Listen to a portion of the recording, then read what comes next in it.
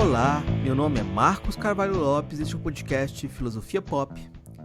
Este é o nosso episódio número 187 e recebemos o professor Oswaldo Jacóia Júnior para a conversa sobre ressentimento e vontade. Temas abordados a partir da descrição de uma fisiopsicologia do ressentimento em Nietzsche. O mote da conversa é o livro Ressentimento e Vontade, que o professor Jacóia publicou pela editora Via Verita em 2021, na coleção Afetos. Para quem acompanha o cenário da filosofia no Brasil, o professor Oswaldo Jacóia dispensa apresentações, sendo reconhecido como um dos maiores especialistas na obra de Nietzsche, com um trânsito e debates sobre diversos autores da filosofia moderna e contemporânea, sempre com rigor, clareza e extrema generosidade, transmitindo a alegria de quem ama o que faz. O Filosofia Pop é um podcast que aborda a filosofia como parte da cultura. A cada 15 dias, sempre às segundas-feiras, a gente vai estar aqui para continuar essa conversa com vocês. Intercalando com nossos episódios normais, de quando em quando vamos apresentar episódios de entrevistas temáticas especiais. Lembrando que você pode encontrar o podcast Filosofia Pop no Twitter, no Instagram, no Facebook e em outras redes sociais. Nosso e-mail é contato@filosofiapop.com.br e tem muito mais textos e informações no site filosofiapop.com.br. Vamos então para a nossa conversa com Oswaldo Jacóia Júnior sobre ressentimento.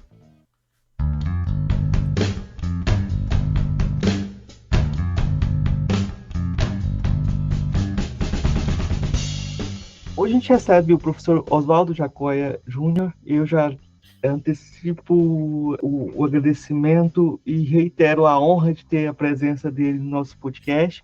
Ele fala com a gente diretamente de São Paulo e nosso tema de hoje é o ressentimento, um tema que ele tem abordado de diversas formas, mas que é um livro sobre esse tema da coleção Afetos, que é o mote da nossa conversa de hoje. Professor, antes de cair no tema do ressentimento, eu queria dar um passo atrás, é um passo que o senhor faz também no seu trabalho, que é falar sobre a consciência moral em Kant. E esse lugar de testemunho interno, né? Como isso se relaciona com a construção da lei e como isso tem uma dimensão, eu diria até jurídica, né? Essa imagem do tribunal interno. Acho que é uma imagem muito potente se a gente fosse fazer uma metaforologia das questões morais, né? Bom, em primeiro lugar, então, bom dia a todas e a todas que nos acompanham aqui. Eu queria também, da minha parte, agradecer ao Marcos pelo convite para participar desse podcast e dizer da minha honra, da minha satisfação, é um grande prazer estar aqui e poder dialogar com você e também apresentar para as pessoas que nos acompanham um pouco do meu trabalho.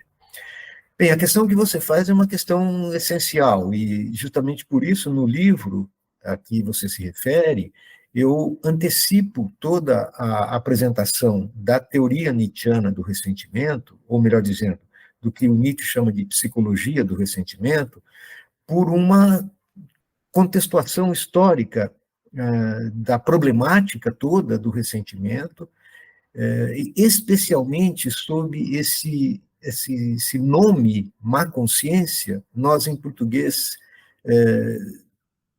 utilizamos para essa denominação má consciência, consciência pesada ou consciência de culpa, mas na língua alemã a expressão é má consciência, né?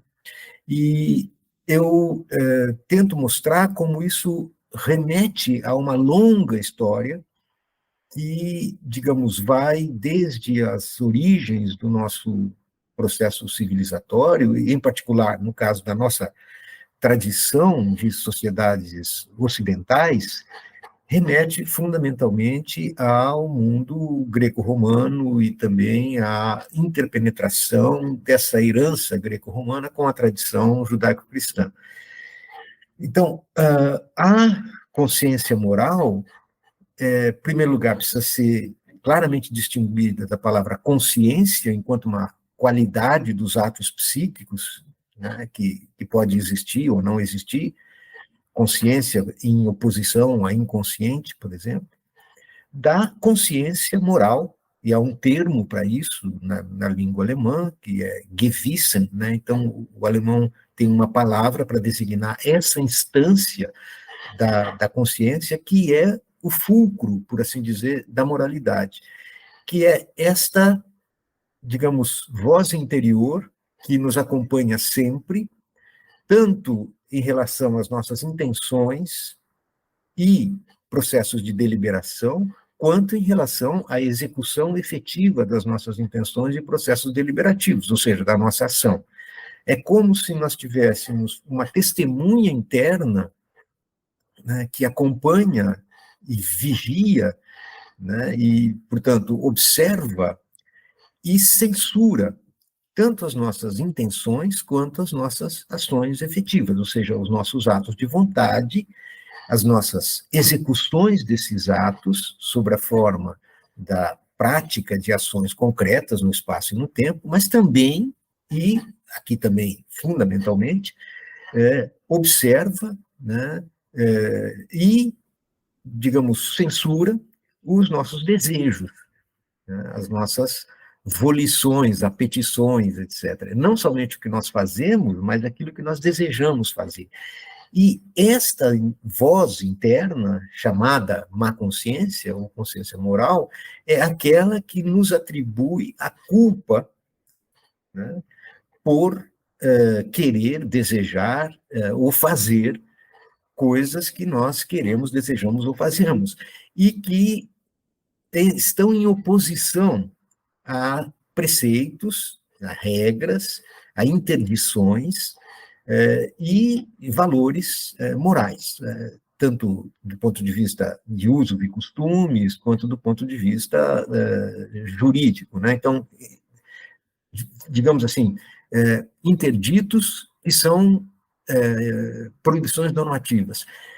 Então, o que quer dizer voz interior ou tribunal interior? Quer dizer uma consciência, um saber com, e é incontornável para nós. Por quê? Porque ela é uma dimensão da nossa própria alma ou psique, e nos observa constantemente. E, em face dela, nós não podemos ocultar nada, porque ela é uma dimensão constitutiva do nosso próprio eu. Em termos psicanalíticos, isso vai ser chamado mais tarde por Freud de supereu, o superego, que é uma instância no interior da própria psique. Nietzsche herda esta ideia que já existia na Grécia Antiga, na tradição judaica e cristã, e que recebe, do ponto de vista filosófico, uma configuração exemplar na filosofia prática de Kant. Então, o idealismo alemão, em particular na sua origem, lá com Kant, vai dar à figura da consciência moral um contorno, não é, uma lapidação conceitual exemplar. E aí ela vai assumir a figura do tribunal interno. E isto é, efetivamente, você tem toda a razão, uma metáfora jurídica, mas também teológica. Porque este tribunal é o tribunal que nos julga a partir de um saber sobre o certo e o errado, sobre o vício e a virtude, sobre o mérito e o pecado.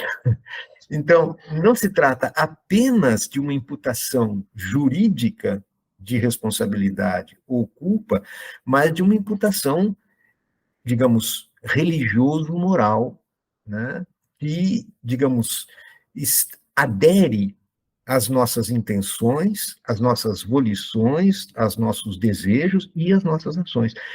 O Kant vai chamar isso, inclusive, de voz de um tribunal interno, a voz de Deus em nós, que é uma metáfora que procede claramente da tradição religiosa e teológica. Mas, Marcos, a sua pergunta me dá a oportunidade de mostrar que, para o Nietzsche, esta, digamos, roupagem jurídica não é de modo algum acessória. Digamos, essa figuração ou roupagem jurídica não é acessória, ela não é simplesmente retórica, porque, para Nietzsche, a origem das nossas categorias morais, né, e, sobretudo, das nossas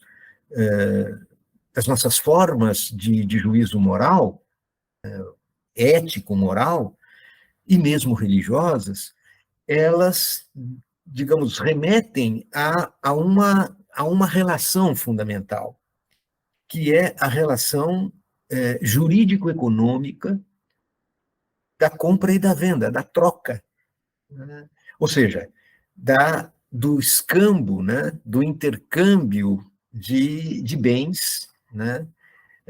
Entre alguém que dá e alguém que recebe. Portanto, entre alguém que vende e compra, ou, à medida em que o processo civilizatório evolui, do débito e do crédito. Quando surge a figura do crédito, aí você tem, então, não só o que realiza o escambo, o que faz a troca, mas também o que compra e vende e protrai as operações de compra e venda através do Instituto do Crédito.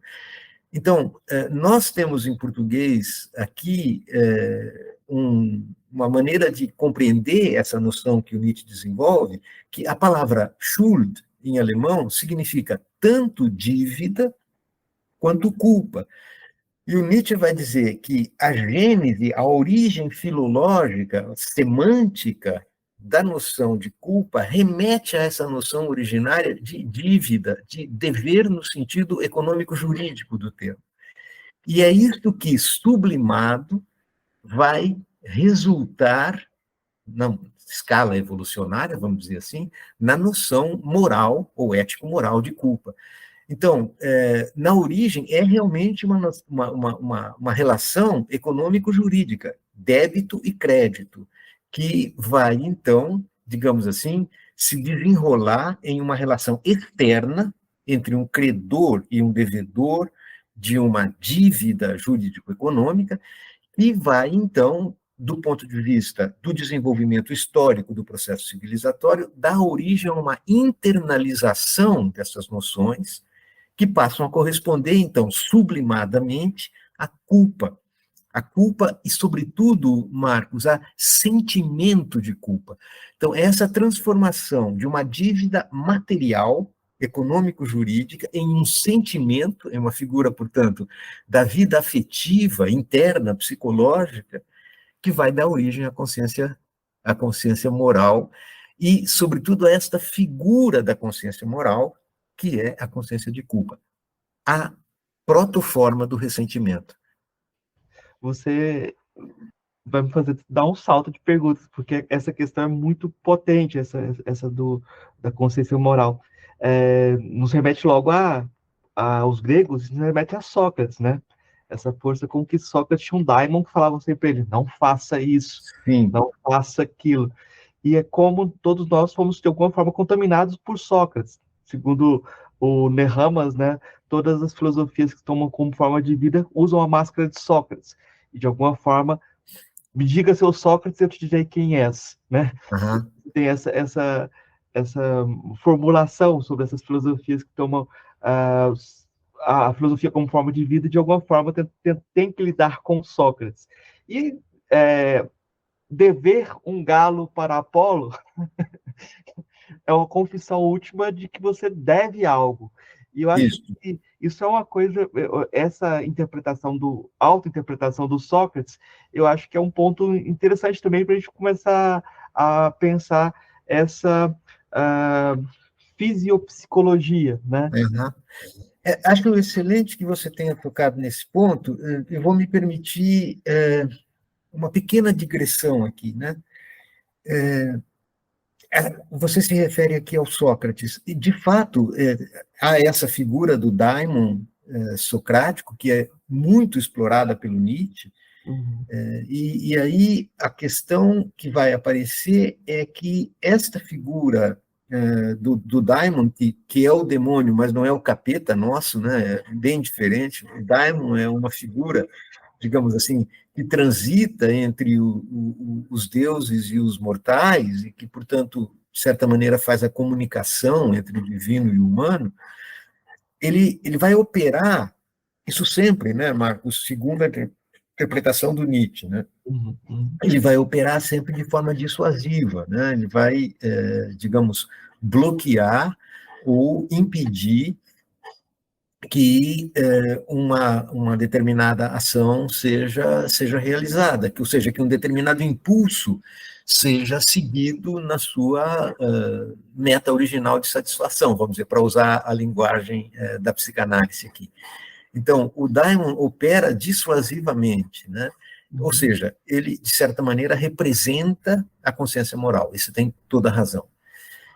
E aí, esse sentido que o Nietzsche identifica claramente no Sócrates, né, ele é, por assim dizer, congênito da filosofia, e ele vai remeter, então, àquele elemento moralizante na história da filosofia, que depois, de modo exemplar, paradigmático, vai se configurar no Platão, ou, como o Nietzsche usa também, no platonismo. Não só Platão, mas no platonismo. Então, o Sócrates é uma espécie de figura no interior do Platão e do platonismo, e representa justamente esta simbiose, né, entre o pensamento filosófico, por conseguinte, a ontologia, a cosmologia e o âmbito da moralidade, né?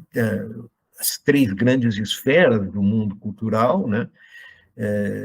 Sintetizadas na filosofia platônica, que é o bem, o belo e o verdadeiro. Então, você tem a ciência, o âmbito normativo da religião, da moral, o bem, e o âmbito estético da arte com a beleza. Então, o Nietzsche vai dizer, bom, isto é o que nós herdamos da tradição e que remete, portanto, ao momento inaugural da nossa cultura, mas isto recebe uma, digamos, implantação, um enxerto, do mundo judaico-cristão, né? E aqui você tem toda a razão, quer dizer, a herança socrático-platônica, que é medular na história da filosofia, e que vai, digamos assim, exercer a sua função de uma maneira extremamente pregnante, né, incisiva, no âmbito da moralidade, mas ela vai receber uma fortíssima influência de um tipo de imputação moral que vem da tradição religioso-teológica judaico-cristã. E aqui, para o Nietzsche, você tem, a meu ver, é isso que eu estou chamando aqui de uma pequena digressão, você tem dois grandes demiurgos, se a gente pode usar essa palavra, que estou usando com liberdade de expressão. Os dois grandes demiurgos são Platão e São Paulo. Platão e São Paulo são, de fato, os grandes artífices do mundo ocidental. Né? A nossa cultura, o que nós chamamos de Ocidente, ele vai se desenvolver sob a égide do fluxo, né, socrático, platônico e cristão, né, e São Paulo vai ser uma figura que tem uma importância equiparável, a meu ver, no pensamento de Nietzsche, à figura do Sócrates. Você usou a expressão, né, e agora eu volto à tua observação, são duas máscaras que são absolutamente fundamentais na filosofia do Nietzsche. E, voltando ao ponto que você colocou, eu acho, assim, absolutamente brilhante, inspirado, a frase devemos um galo a Asclépio é a frase que o Sócrates platônico pronuncia no diálogo Fédon, né, em que ele se reúne com os seus discípulos na prisão, no momento que antecede a sua execução, quer dizer, ele beber lá a cicuta para morrer, e é o último legado socrático. Né? Digamos, um grupo muito seleto, são os discípulos queridos que estão ali em volta do mestre, e o mestre vai dizer, então, a sua última palavra. E o Fédon é, de fato, o grande discurso que encerra, eu diria, a medula, né, o elemento medular da filosofia platônica. O primeiro deles é que a filosofia é uma preparação para a morte, e depois essa palavra que o Nietzsche considera a mais enigmática de todas as que já foram proferidas na nossa história, né?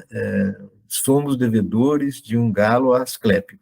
Bom, primeiro a dívida, como você bem notou, né? A dívida significa alguma coisa que pressiona em direção ao seu resgate, ao seu pagamento. E, em segundo lugar, Asclépio é o deus da medicina. Então, o que significa dever, o dever aí, né?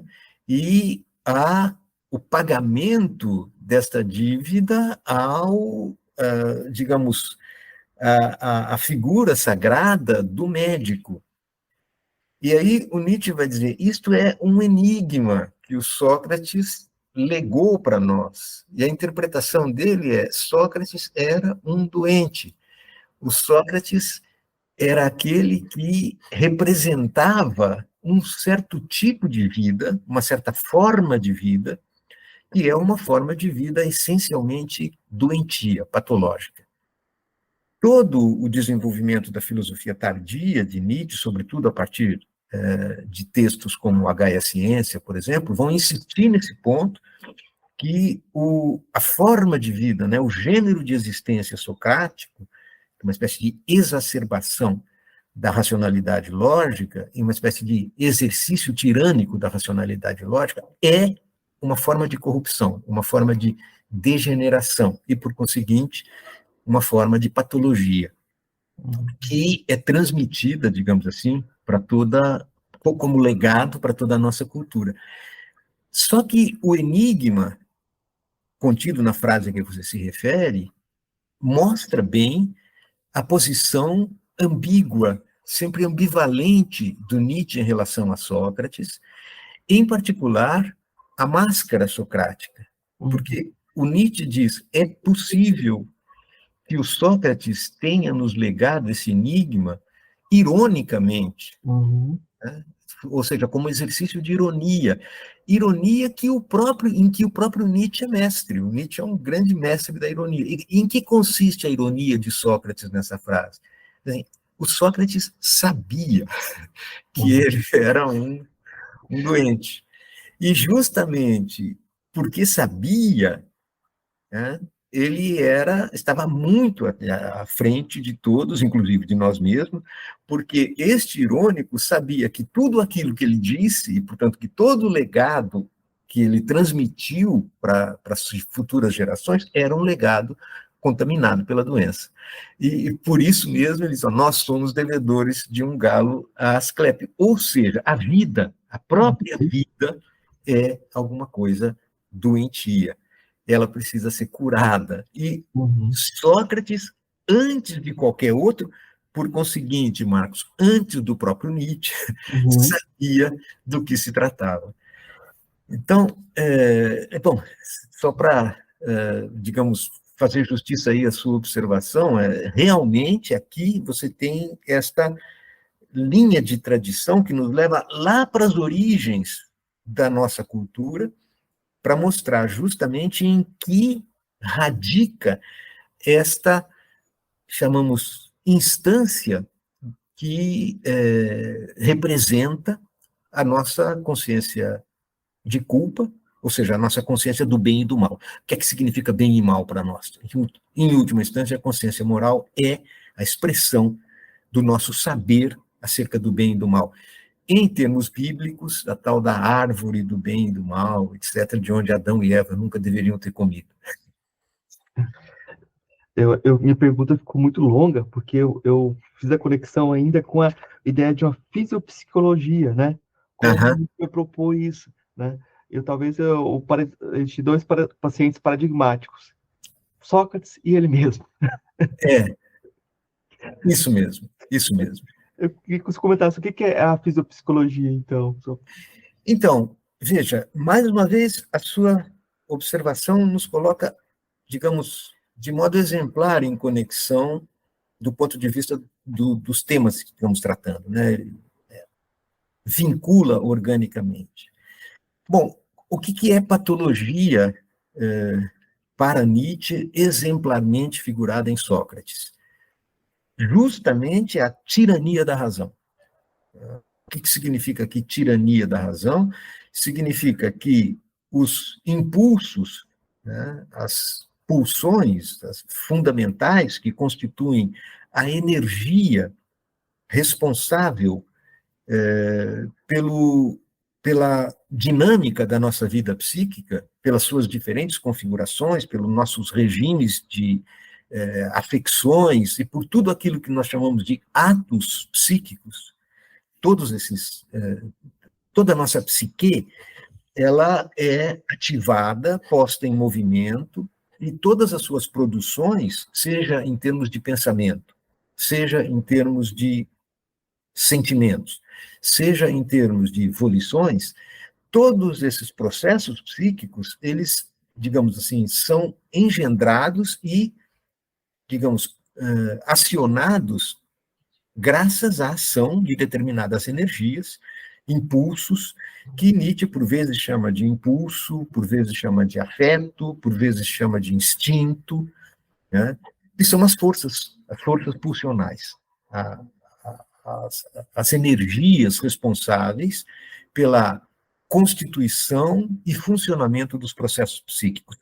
Em termos bastante didáticos, Marcos, e, sobretudo, numa horrorosa simplificação, eu diria que a gente poderia classificá-los aqui em volições, portanto, o âmbito da vontade, pensamentos, o âmbito cognitivo, lógico, racional, intelectual, e o âmbito das afecções, ou seja, dos afetos, portanto, dos sentimentos, das paixões, dos apetites, etc.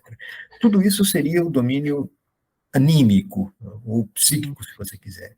A energia desses processos são os impulsos que provêm, em última instância, do corpo. Tá? Então, para Nietzsche, psicologia não se identifica com um saber acerca da consciência, e aí a psicologia de Nietzsche difere radicalmente da noção de psicologia herdada da tradição, tanto da psicologia racional, que é uma parte da metafísica, como todos nós sabemos, quanto das diversas outras formas de psicologia que se conhecia naquele momento. Por exemplo, as chamadas psicologias da consciência, ou a psicologia experimental, que estava no seu início ali, por exemplo, com Wundt, ou com alguns dos professores do Freud, no mundo germânico, mas também no mundo anglo-saxônico, né, a psicologia associacionista do mundo anglo-saxônico, que Nietzsche conhecia em boa medida, conhecia muito bem a psiquiatria e a psicologia francesa, tanto a psicologia da consciência quanto aquela psicologia que estava na base da psiquiatria nascente na França, quanto conhecia da tradição alemã. Mas nada disso é o que o Nietzsche entende por psicologia. Nietzsche entende por psicologia aquilo que ele chama de psicologia da profundidade, que é justamente aquela que não opera mais com base em uma separação, em um dualismo entre o psíquico e o somático, ou seja, entre a alma e o corpo. Para Nietzsche, a consciência é apenas, digamos, uma instância do psiquismo e uma instância bastante limitada do psiquismo, que convive com outras instâncias do psiquismo que são inconscientes ou infraconscientes e que estão essencialmente vinculadas a todos esses planos, cognitivo, volitivo, afetivo, que brotam justamente do corpo. E o corpo aqui entendido não como alguma coisa da ordem anátomo-fisiológica, mas o corpo como aquilo que em Zaratustra vai aparecer como grande razão. Então, o corpo é, na verdade, em cada um dos seus tecidos, órgãos e células, né, há uma intencionalidade, uma racionalidade. E a fisiopsicologia é, em Nietzsche, justamente esse saber que vai transitar do âmbito da grande razão do corpo para a pequena razão do entendimento, do intelecto, ou daquilo que nós chamamos de razão. Então, qual era o problema com relação a Sócrates? É que Sócrates e a tradição que a ele remonta, fundamentalmente o platonismo, concebe a racionalidade o âmbito do entendimento, ou se você quiser, do espírito, como sendo uma instância hierarquicamente superior à instância somática, corporal, e tem, portanto, uma posição ontológica e, digamos, ética, moral superior.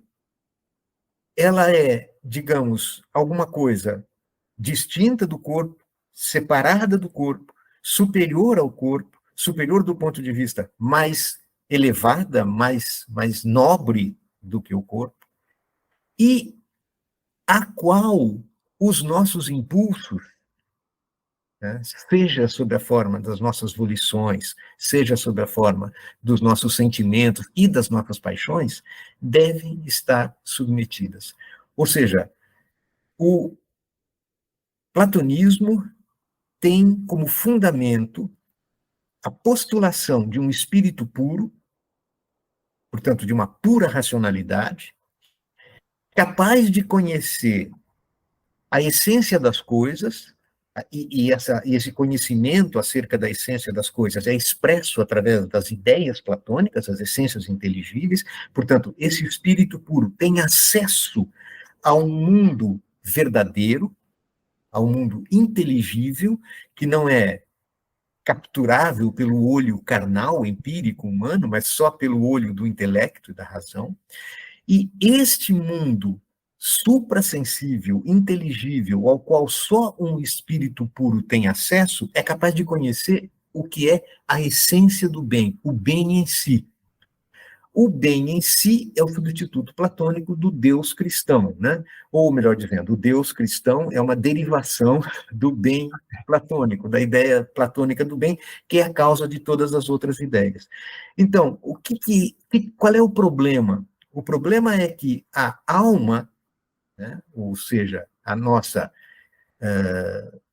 vida psíquica, ela é dominada pela racionalidade, entendida aqui racionalidade no sentido da razão lógica, que deve controlar, submeter e, sobretudo, reprimir tudo aquilo que vem do âmbito dos nossos impulsos, desejos e paixões. Só aquilo que passa pelo crivo da razão pode receber aprovação por parte da consciência, inclusive da consciência moral, seja em termos do verdadeiro, seja em termos do belo, seja em termos do bom. Então, no fundo, a razão é uma espécie não somente de tribunal e de juiz, mas de tirano. E nada daquilo que não participe, compartilhe da luminosidade da razão, ou seja, da potência explicativa, lógica da razão, é legítimo. Portanto, deve ser submetido a um processo de repressão, de recalque, de interdição. Ora, isto significa, para Nietzsche, uma espécie de desequilíbrio, né? Um desequilíbrio patológico que vai exigir processos cada vez mais intensos de recalque, repressão e castração. E estes processos castrativos, eles vão se dar sob o peso de categorias morais, só do bem e do mal, ao qual o espírito puro tem acesso, e só o espírito puro tem acesso. Então, Platão, o Sócrates platônico, institui a divisão entre dois mundos, o mundo físico e o mundo metafísico, o mundo sensível e o mundo inteligível, de tal maneira que o inteligível é sempre o fundamento do sensível. O sensível é sempre cópia, simulacro, desqualificação em relação ao mundo inteligível. Ora, isso significa que o elemento, digamos assim, fisiológico, né, ou seja, os nossos processos corporais, eles são absolutamente desqualificados em prol dos processos psíquicos que são pensados como uma instância autônoma. E isto, do ponto de vista de Nietzsche, é alguma coisa que só se sustenta sobre duas pilastras, a religião e a metafísica. A partir do momento em que você submete a crença religiosa e a as hipóstases metafísicas, o exercício da crítica, essas duas pilastras se desmoronam. E aí você começa a colocar em questão esta divisão e, sobretudo, esta valoração de corpo e mente. E a isto que o Zaratustra dá expressão quando ele diz o que nós chamamos de si próprio, ou seja, a alma, o intelecto, a razão, é só uma pequena instância, é a pequena razão. A grande razão, o si próprio, é o corpo. Mas o corpo não é pensado aqui em chave metafísica, ou seja, o corpo como o outro da alma. Ao contrário, a própria noção de corpo é completamente reformulada. E aquilo que era, digamos, predicado exclusivo do anímico, a intencionalidade, a racionalidade, etc., passa a ser visto como algo encarnado, que existe, portanto, em cada mínima porção do nosso corpo. Logo, a cura para patologia socrática, ou seja, a cura para a repressão e, fundamentalmente, para a tirania do impulso lógico, vai consistir em uma revalorização do corpo. E aí, então, fisiopsicologia vai se chamar um gênero de conhecimento que vai mostrar o que existe de logos, ou seja, de racionalidade, na própria physis, ou seja, no próprio corpo. Então, a filosofia, como fisiopsicologia, vai ser uma espécie de medicina da alma. E veja, Marcos, essa tradição da medicina da alma não é alheia ao nosso pensamento filosófico, ela é muito antiga, ela remonta a Hipócrates, a tradição hipocrática, e ela é particularmente um topos do pensamento estoico. Né? Então, Nietzsche vai reformular a seu modo, e é um modo bem original, é verdade, bastante original, propriamente nietzschiano, essa ideia da filosofia como medicina da alma. E aí a medicina da alma não é só a medicina da alma do indivíduo, é a medicina da cultura. O filósofo, para Nietzsche, é o médico da cultura. Aí voltamos ao nosso problema da consciência moral. A definição de filósofo, para Nietzsche, é a má consciência do seu tempo. Filósofo é muito diferente para Nietzsche do que operário filosófico. Né? Portanto, para ele, Hegel, Kant, todos esses não eram propriamente filósofos, eles eram operários da cultura, operários que se encarregavam de um determinado setor da cultura chamado filosofia. Mas filósofo, para ele, é outra coisa. Filósofo é o médico da cultura, é aquele que vai curar todas as feridas deixadas no nosso corpo e na nossa alma, né, pelos, digamos, desvarios do processo civilizatório, em particular por essa grande patologia que é a tirania do impulso lógico. Se você me permite aqui uma observação incidental, né, a ideia de que a racionalidade lógica era capaz de resolver todos os enigmas do mundo e de corrigir todos os problemas do mundo, deu no que deu, né? Nós estamos hoje às portas da catástrofe ecológica. Tem uma citação sobre essa questão da catástrofe ecológica que para mim é incontornável, que aparece no romance Sábado, do Ian McEwan, que um personagem, um jovem, fala assim: quando eu penso nas grandes questões da humanidade, no aquecimento global, na crise planetária, tudo vai mal. Mas quando eu penso no meu final de semana, sair com a minha namorada, tudo parece bem. Então, eu vou me até as pequenas coisas. Vamos ficar nas pequenas coisas. E eu coloquei essa citação também incidentalmente aqui, mas a minha ideia agora é voltar para a tipologia do Nietzsche, falar um pouco sobre essa tipologia, senão a gente não chega no núcleo do ressentimento dessa terapia que ele propõe. Né? Tá, perfeito. Muito bom que você tenha fechado o foco, porque senão, se você me deixar falar aqui, eu vou ficar falando o tempo inteiro. Bom, de novo eu vou tentar fazer um aproveitamento bastante econômico, vamos dizer assim, do nosso tempo aqui, e inevitavelmente eu vou ter que simplificar, né, e fazer uma exposição que digamos, se apresente como um arranjo mais ou menos didático das coisas, e necessariamente, enquanto um arranjo didático, ele vai deixar pontas soltas e não vai poder, evidentemente, aprofundar certos aspectos que são essenciais. Se você me permite aqui uma pequena propaganda, para quem achou que as pontas ficaram muito soltas, eu sugiro que dê uma lidinha no meu livro aí sobre o ressentimento e a vontade, que talvez seja possível, através disso, amarrar todas as pontas. Mas, enfim, eu acho que o ressentimento, enquanto sinônimo de má consciência, ou seja, desta formação da consciência moral, que é consciência de culpa, em última instância, tem vários sentidos em Nietzsche. E eu vou explicitar aqui, pelo menos, alguns deles, e deixo aberto depois para as questões que você julgar necessário ou desejável fazer. E, repito, né, é uma exposição artificial, né, então ela é didática. O primeiro ponto que eu gostaria de mencionar é um aspecto dinâmico e econômico. Então, primeiro, má consciência é consciência de culpa, e essa consciência de culpa, ela vai ser a expressão afetiva, sob a forma, portanto, de um sentimento ou de um conjunto de sentimentos, que são a transfiguração psíquica de energias pulsionais.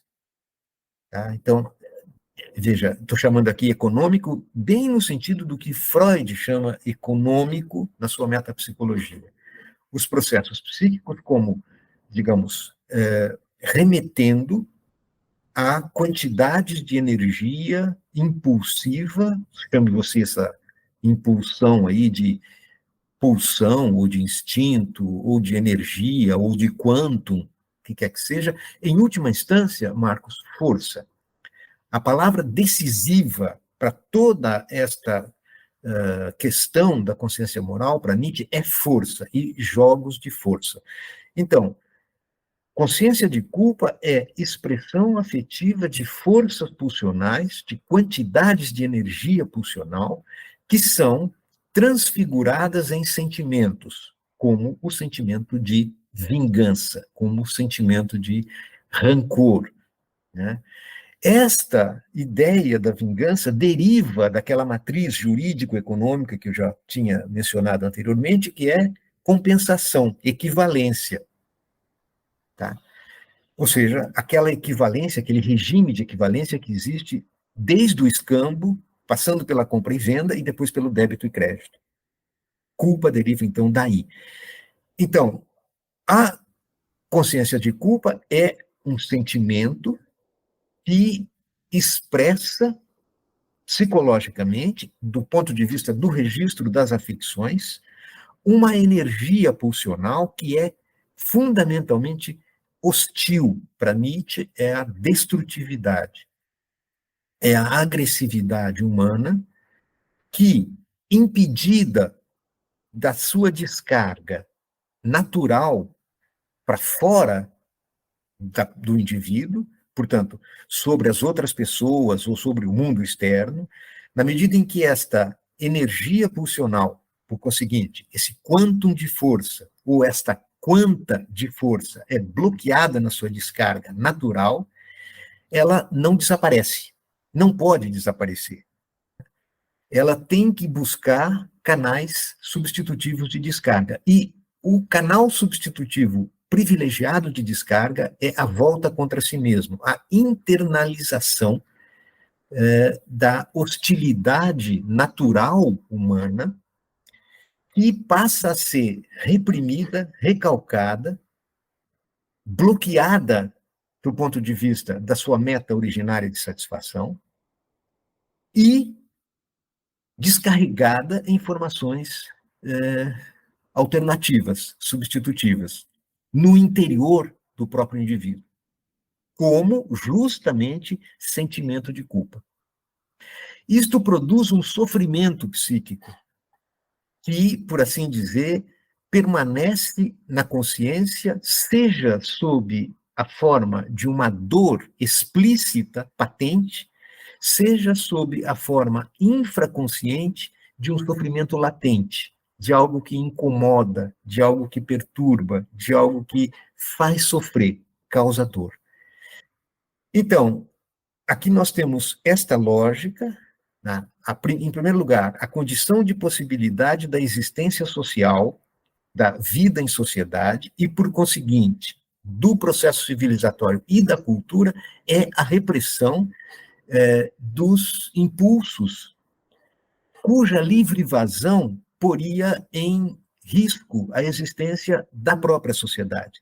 Então, esta inibição, esta repressão, é uma condição necessária, indispensável, incontornável do processo civilizatório. E, portanto, mais ou menos inevitável que o homem seja o que Nietzsche chama de um animal doente.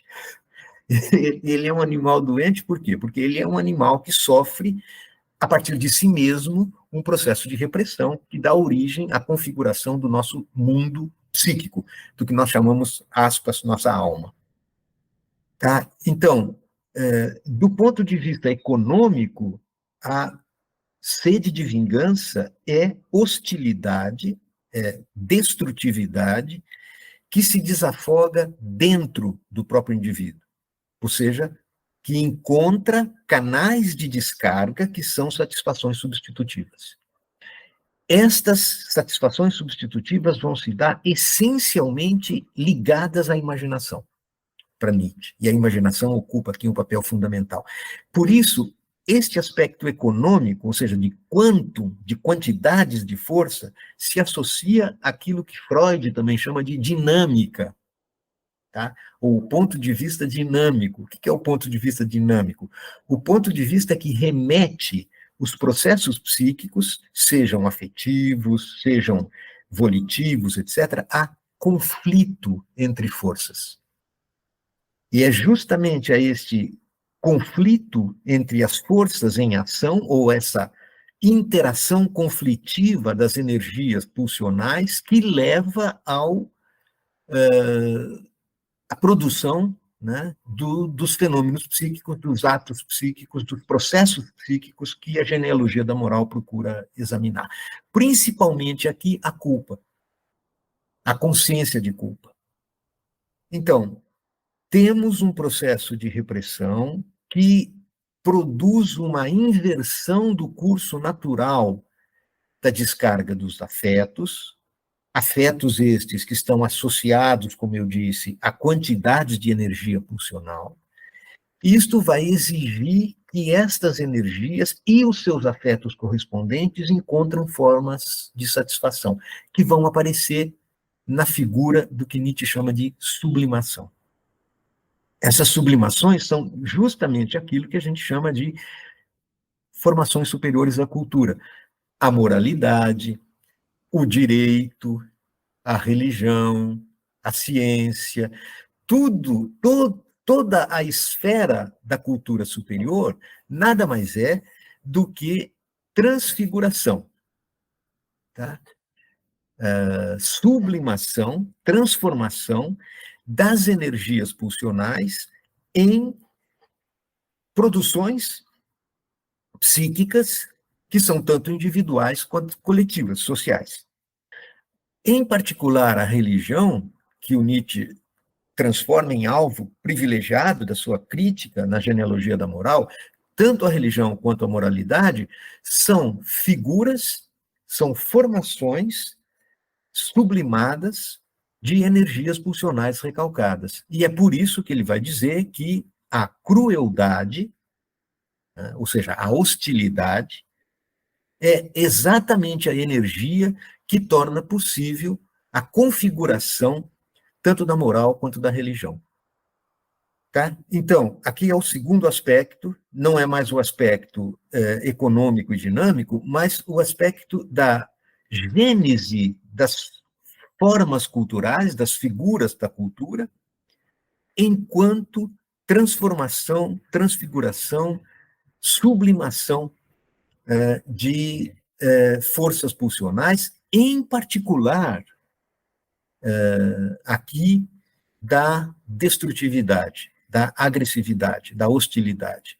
Claro que não é a única corrente pulsional que está em ação para Nietzsche, né? Evidentemente que há outras forças pulsionais, mas aquela que aparece no proscênio das análises de textos como a Genealogia da Moral é justamente a crueldade.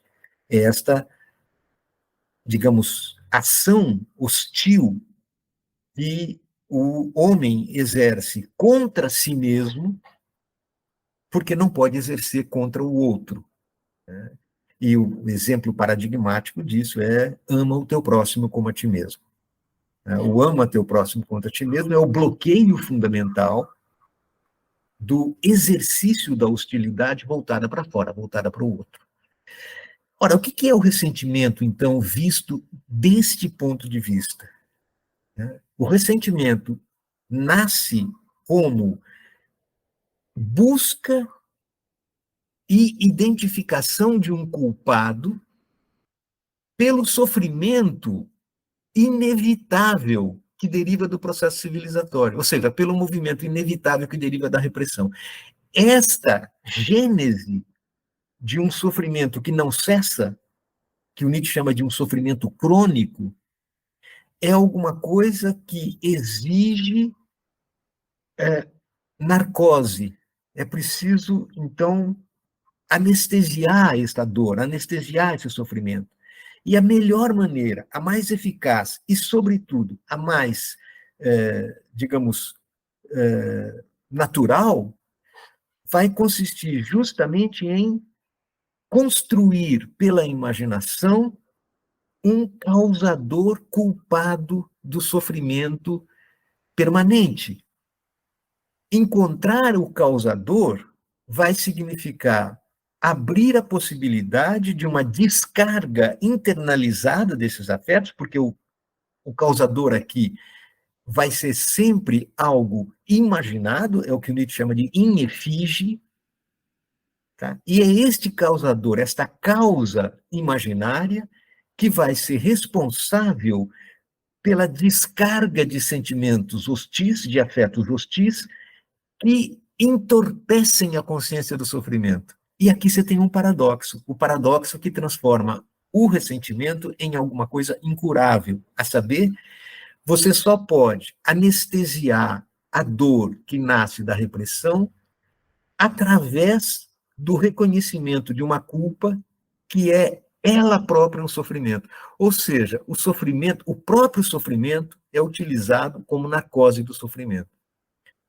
Então, o golpe de gênio das religiões ascéticas, que o Nietzsche chama de ideal ascético, significa dar ao sofredor a indicação do caminho da culpa, ou seja, da meta para descarga, da direção do ressentimento, ou seja, da hostilidade reprimida. E o que é que os ascetas fazem? Eles identificam claramente o culpado, é você mesmo. E aqui nós voltamos ao problema do Sócrates. Ou seja, eles colocam a vida do sofredor como a culpa a ser expiada pelo seu próprio sofrimento. Esta vida é um vale de lágrimas, nós devemos um galo a Asclépio. Tá?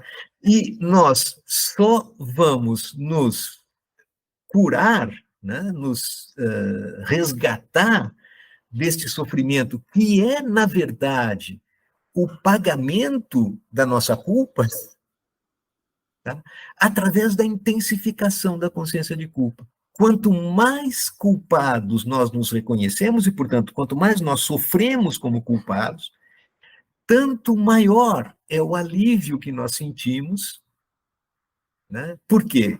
Porque nós, afinal, encontramos um alvo no qual a nossa hostilidade, a nossa destrutividade, a nossa agressividade pode se exercer. E é por isso, então, que há autopenitência, sacrifício, etc.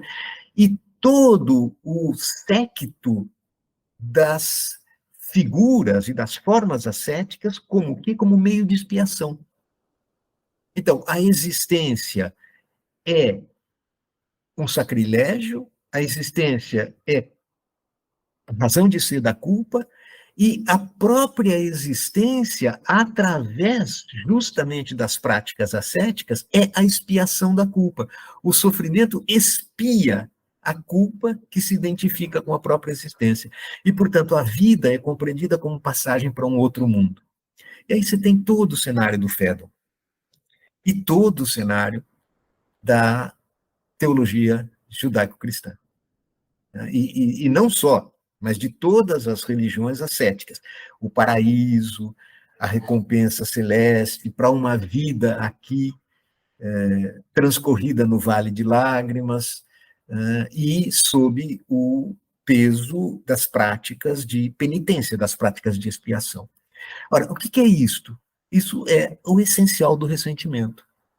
A possibilidade de encontrar uma satisfação, né, uma instância culpada pelo sofrimento inevitável, incontornável, um sofrimento que não pode de maneira nenhuma ser eliminado, porque ele é condição de possibilidade da vida social, mas que precisa, justamente porque ele não tem nenhum sentido, porque ele é absurdo, e porque nós não podemos viver sem uma perspectiva de sentido, ele precisa encontrar um sentido. Qual é o sentido? A culpa.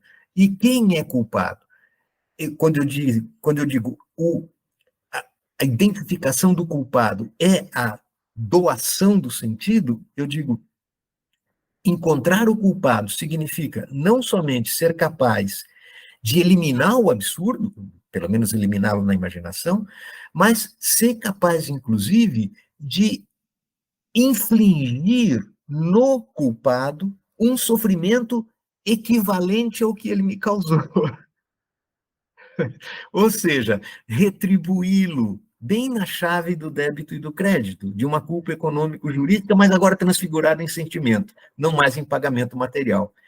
Então, o credor, né, nesse caso, tem que se sentir compensado. Isso significa dizer que se a dívida é o sofrimento, então o devedor tem que ser alguém capaz de sofrer, ou seja, ele tem que ser suscetível à dor.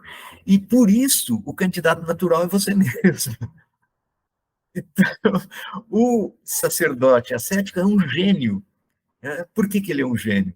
Porque ele canaliza essa potência dinamítica da destrutividade, da vida humana animal, sobre um devedor inofensivo. Tá? Ele torna a descarga da destrutividade inofensiva. Inofensiva aparentemente, porque, na verdade, ele produz um sofrimento psíquico atroz, que é a base de todas as patologias, tanto do indivíduo quanto da cultura. Para você, eu sempre costumo dizer, e no livro eu faço questão de indicar isso, né?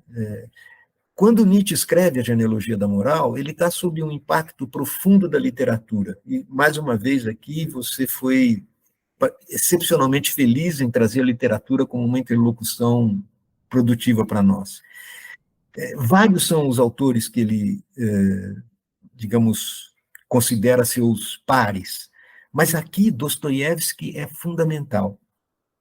E o Dostoiévski, sobretudo de Humilhados e Ofendidos, e do Memórias de Subsolo. O protagonista de Memórias de Subsolo é o ressentido prototípico.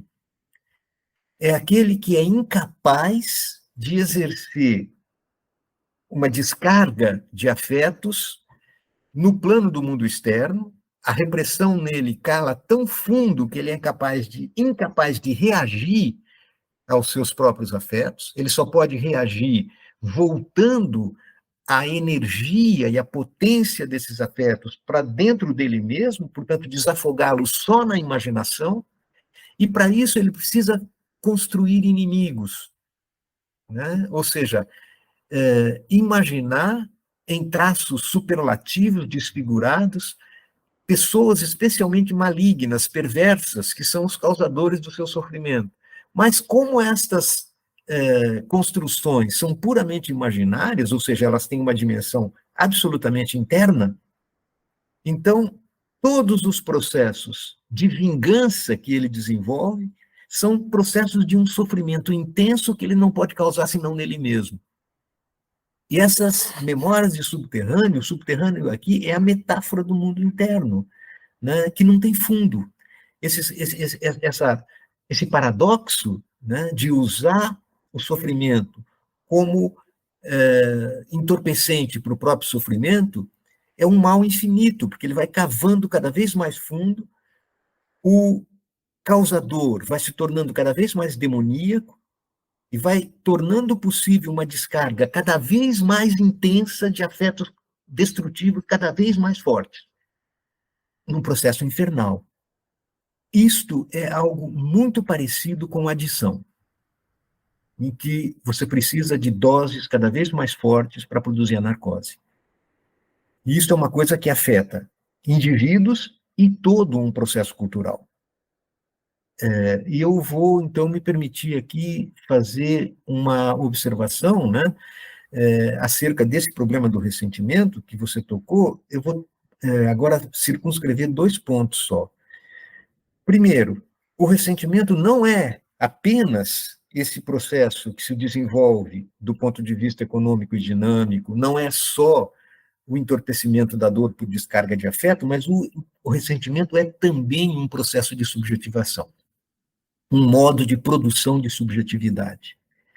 E aqui nós encontramos justamente o que se chama de tipologia, que, aliás, é um objeto de imensa confusão, né? Todo mundo pensa que nobre, aristocrata, escravo, plebeu são categorias sociológicas, políticas ou econômicas. Para Nietzsche, não.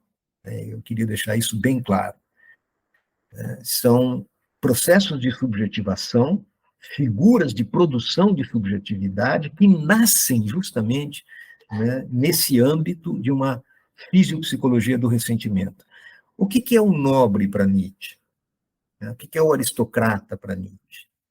E temos sempre que ter em vista, Marcos, essa tipologia que repousa sobre uma teoria das forças, ou uma teoria da força, e das relações entre forças. O nobre, ou o tipo nobre, o aristocrata, o amoral aristocrata, é aquele que corresponde a uma produção de subjetividade que parte de si próprio, espontaneamente, em uma espécie de consciência ampliada, tanto do ponto de vista intelectual, quanto volitivo, quanto afetivo, da sua própria plenitude de força. Então, o nobre, o aristocrata, é aquele que se define a partir do transbordamento do sentimento de potência. Tá? Então, ele primeiro institui a si e só derivada e subsidiariamente ele coloca a figura do outro.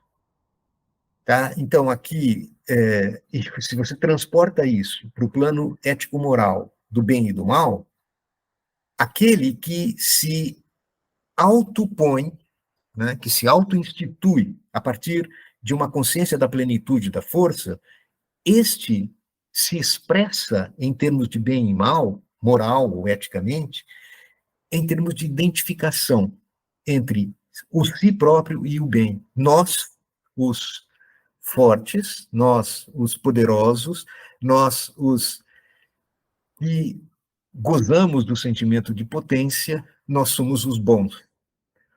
Aqueles outros que são diferentes de nós são os ruins. É essa a primeira tipologia. A diferença é entre bom e ruim, e não entre bem e mal. Tá? Então, tudo aquilo que nasce da plenitude da força e que, portanto, tem, nesta instância, o seu processo de engendramento e de auto-reconhecimento, isto é o homem forte, o tipo aristocrático. É aquele que marca uma distância, tomando como ponto de centramento de apoio a si mesmo e aos seus iguais.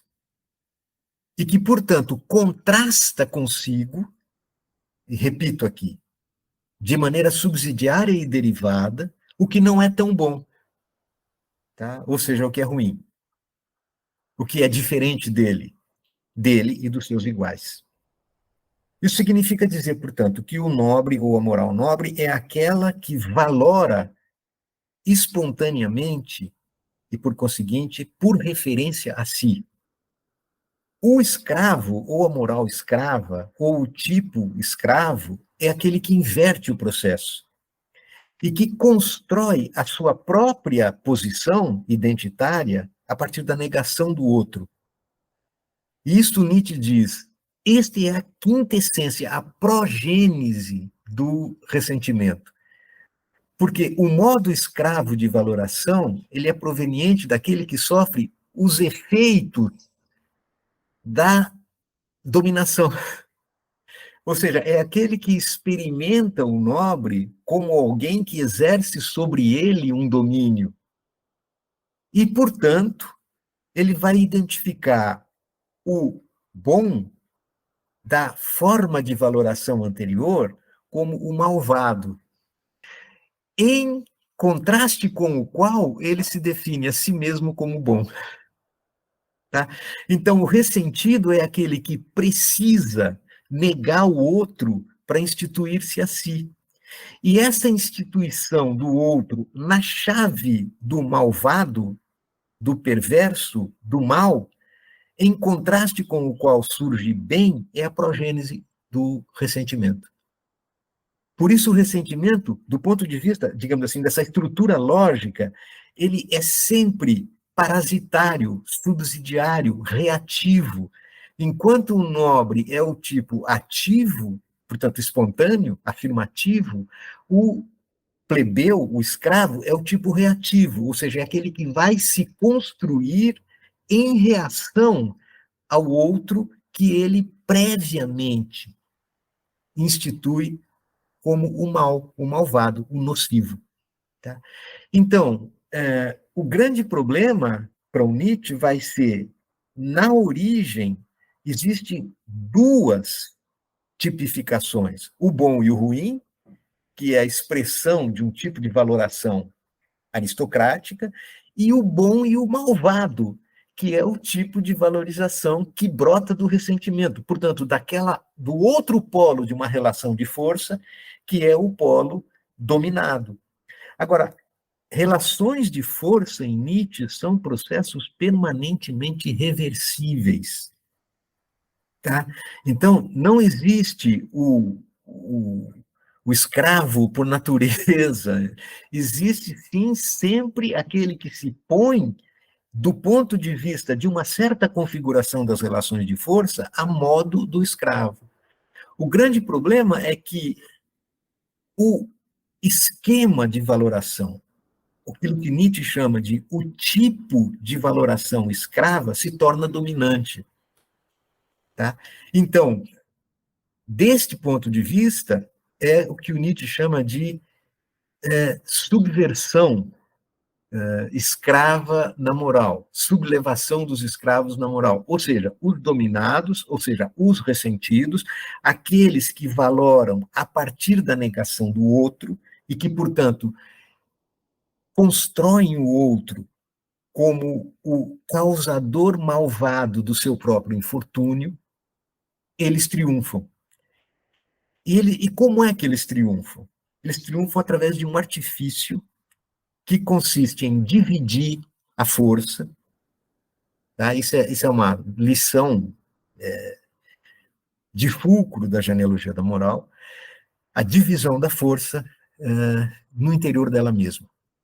Eles conseguem voltar, fazer com que a força volte contra si mesma. Ou seja, eles inventam para os processos de descarga de força um substrato que seria capaz de controlar o exercício e a descarga da força. E tornam, portanto, esse substrato, chame-se sujeito, tá? Como o agente responsável pela descarga ou pela não descarga da força. Então, a força é dividida no interior dela mesma, entre o seu exercício ou o seu bloqueio. Então, na medida em que o modo de valoração escrava inventa, através de um artifício imaginário que se apoia na gramática da linguagem, um centro de imputação, ou seja, um sujeito que é considerado livre e neutro para exercer a força ou não exercer, a força passa a ser culpada pelo seu próprio exercício. E nisso consiste o, digamos, dispositivo fisiopsicológico que, por assim dizer, assegura o triunfo da forma escrava de valoração na história da nossa cultura. Bom, eu queria agora tocar um pontinho só, né, para concluir. Eu sei que eu já falei demais aqui. Marcos, essa explicação, digamos, panorâmica, didática, que eu fiz aqui das figuras do ressentimento, elas encontram hoje, a meu ver, uma atualidade e uma relevância que mal pode ser exagerada. E eu gostaria de indicar aqui, como uma instanciação desta atualidade, um livro bastante significativo para mim, que é o livro do Andy Brown, que se chama Nas Ruínas do Neoliberalismo. Aqui, o Andy Brown vai mostrar, apoiando-se em Nietzsche, mas diferenciando-se de Nietzsche também, como a lógica do ressentimento explica todos esses processos que dizem respeito à ascendência mundial do pensamento autoritário, da mentalidade autoritária e das formas persecutórias contra as diferenças. Ou seja, da culpabilização da diferença a partir de uma vitimização ressentida de si mesmo.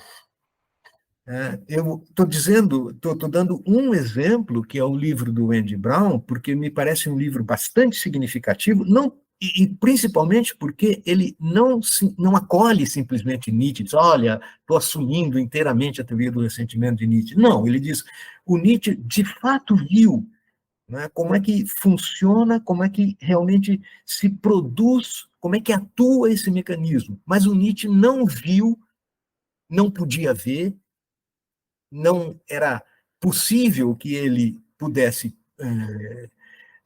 trabalhar com as coordenadas que são próprias das complexidades absolutamente inerentes ao processo de desenvolvimento econômico e político das sociedades neoliberais.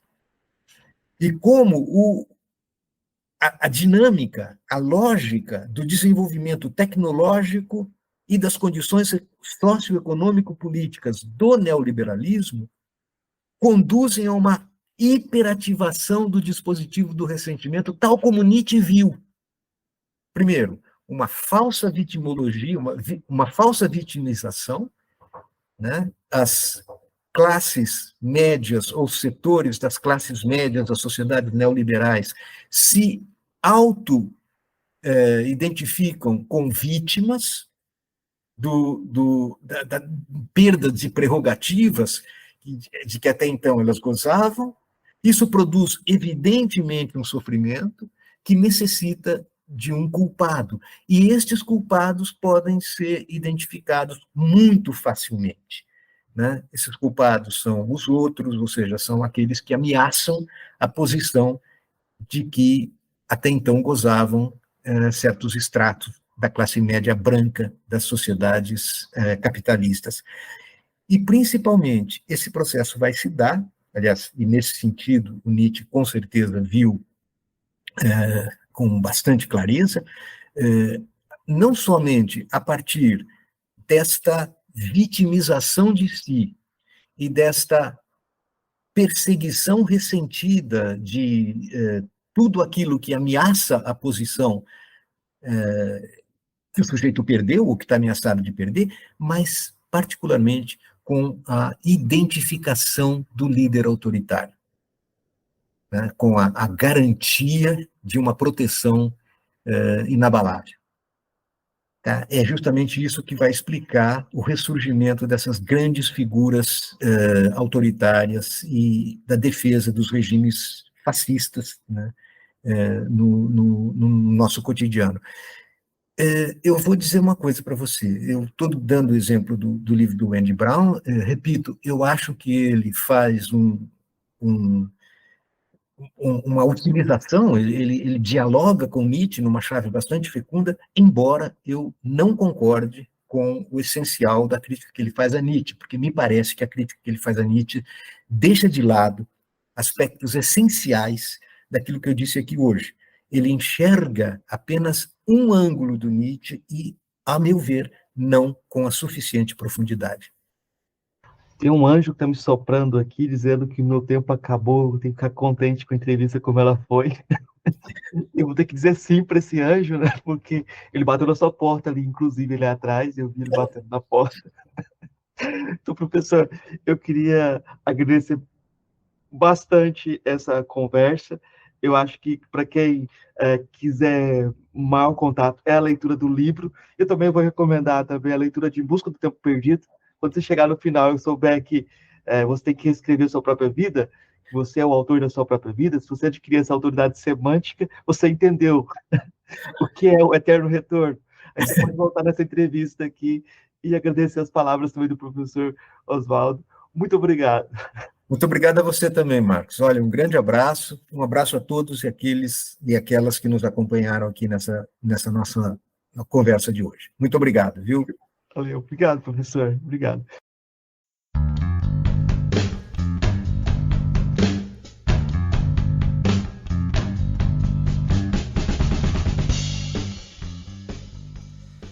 Para quem acompanha nosso podcast, vai sentir falta aí das 3 questões que a gente faz para todos os convidados, mas como a gente conversou com o professor Oswaldo Jacóia com um tempo determinado, não foi possível realizar essas 3 questões que são tão comuns, né, que são marca do podcast já.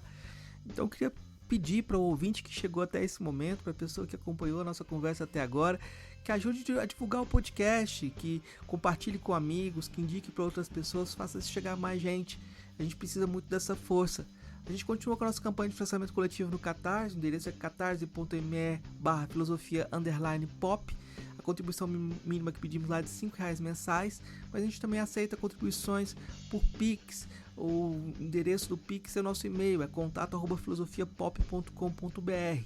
A gente também está pedindo a colaboração de quem puder para ajudar na revisão das transcrições dos episódios. O Murilo está providenciando as transcrições por inteligência artificial, e é interessante que essas transcrições sejam revistas por quem se dispuser a fazer esse trabalho. A ideia depois é disponibilizar esse material para que a gente consiga ter mais acessibilidade do conteúdo do podcast. Então é isso, gente. Muito obrigado pela audição e nos encontramos na próxima semana com mais um episódio especial. Até!